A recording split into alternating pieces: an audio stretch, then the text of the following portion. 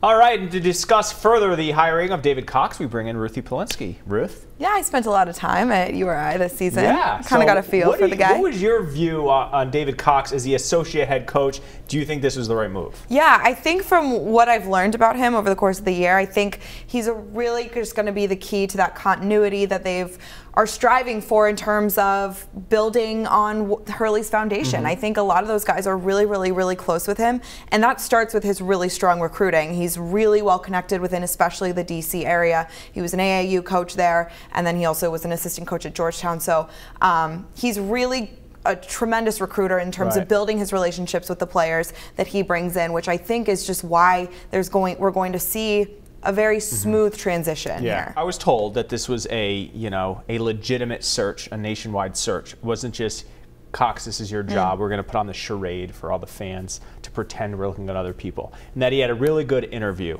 Do you think when Thor had that press conference 2 weeks ago, he thought Cox would get it? Or do you think it was an even slate, all the candidates equally? I think he knew that he was going to be leading the pack. Sure.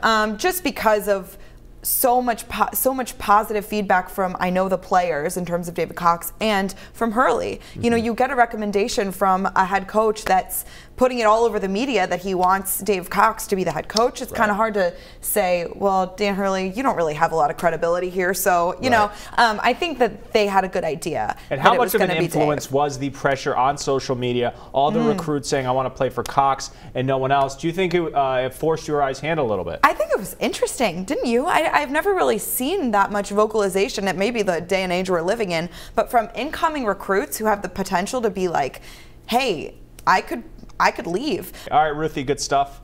Thanks so much for coming in.